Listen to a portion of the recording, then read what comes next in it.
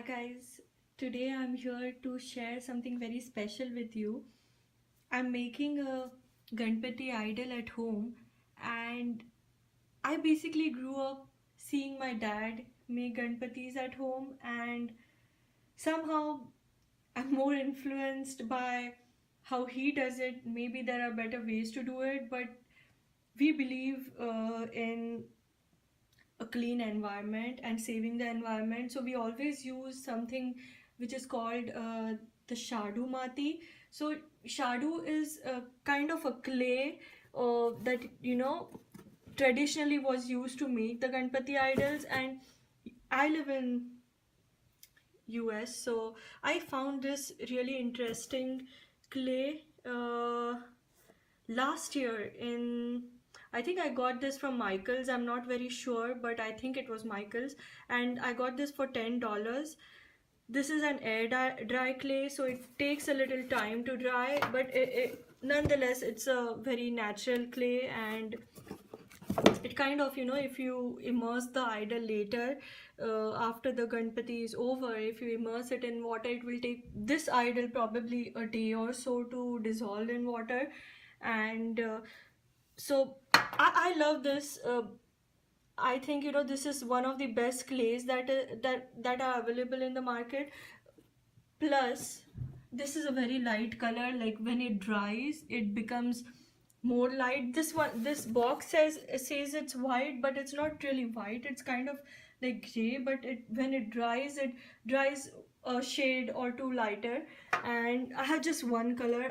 Somehow I love, I love the Ganesha idol to be a single color, so that all the other decorations and everything, the decor, it shows really well with this color. And I have this really beautiful, let me take this to the window, this really beautiful kind of, I don't know, yeah, the camera finally picked it up. So this is kind of, this is the finish that you get. It's a stone finish, and it has kind of a rough texture, which gives the idol a really nice look. And then I have some golden color. I'm not very sure that I'll use this. My dad did use this last year when he was here, and he made a big idol for us. He used the golden color to kind of highlight the crown.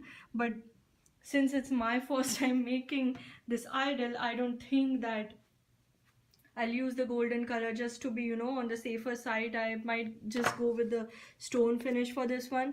And basically there is nothing else. I plan to literally use some of the tools, like this knife or something, to make the small designs uh, for the crown and stuff from my son's Play-Doh box. And this is the best way you can spend your weekend. My son is going to make a Ganpati idol from Play-Doh. I don't know, like he was very interested in doing that, so I think he will join me with this. And I'm going to take some small footage. I might not be able to take the entire video of making this idol, but I'm going to take small footage as to how I'm molding this clay. I'm just using some water to do it, and hopefully this one turns really good. This is a very small size idol. I think a big size idol is easier, but I honestly am using the clay that is left over from last year after what my dad did, and he did a fantastic job to save the clay from drying. He just put a very wet cloth in it and tied the entire plastic bag, and it's still good. Like, it's been exactly 1 year since he made this, and it's still good. So I'll put some footage of how I made the idol, and I'll also attach some really good photos how my dad has made some idols himself, like the different ones that he has made over the years and how he has colored those. So hopefully this will be something interesting that all of you can do at home.